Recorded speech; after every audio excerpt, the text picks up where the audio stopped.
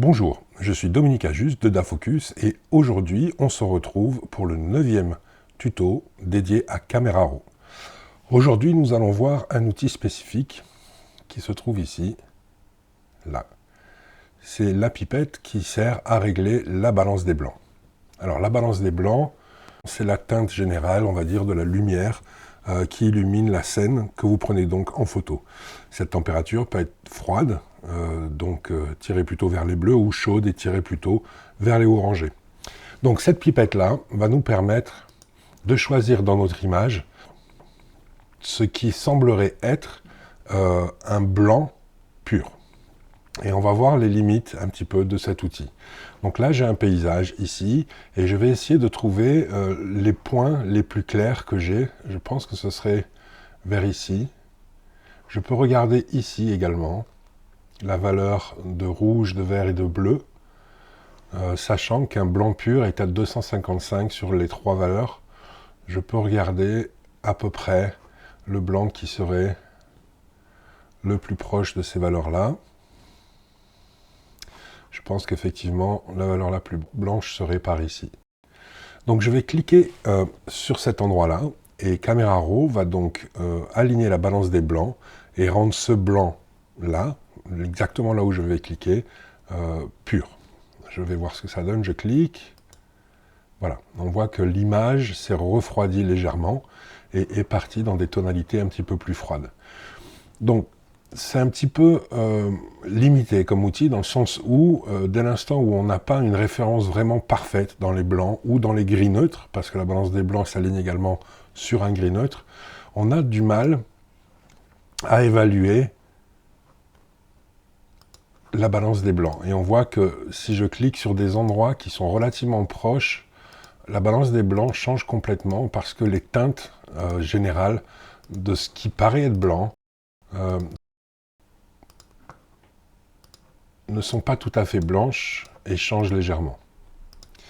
Donc vous avez compris, si je clique sur quelque chose qui est plutôt dans les tons de bleu, comme le ciel ici, Camera Raw va vouloir contrebalancer donc cette tonalité froide en la réchauffant, ce qui va créer une teinte très orangée sur la totalité de mon image.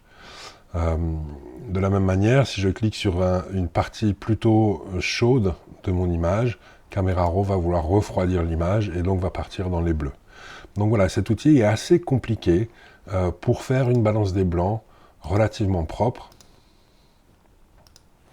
dès l'instant où on n'a pas de référence. Par contre, c'est un outil qui est assez pratique dans le cas où, comme ici en studio, vous avez une charte de gris qui est un gris neutre qui permet d'avoir là par contre un gris de référence. Et on va voir, ici j'ai une série d'images qui ont été prises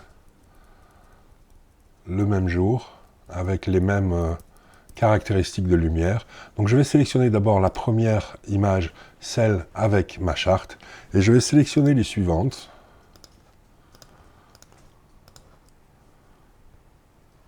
Voilà.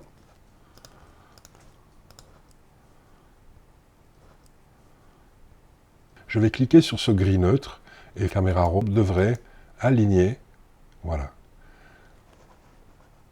la balance des blancs sur la totalité des images qui sont sélectionnées en prenant comme référence cette image-là.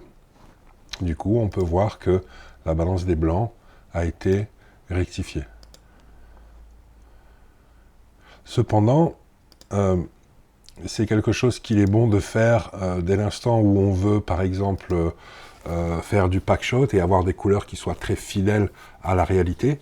Dans ce cas précis de cette séance photo-là, je voulais mon rendu un peu froid, un peu bleu. J'avais un gel sur le fond et un léger gel sur le modèle également. Et le résultat final était cette photo-là, que j'ai voulu volontairement froide. Donc j'ai d'abord effectivement aligné ma balance des blancs sur la totalité de la séance photo, et ensuite j'ai pu retravailler les couleurs en post-production. Donc voilà pour cet outil balance des blancs. Je vous remercie, on se retrouve tout de suite pour un autre tutoriel.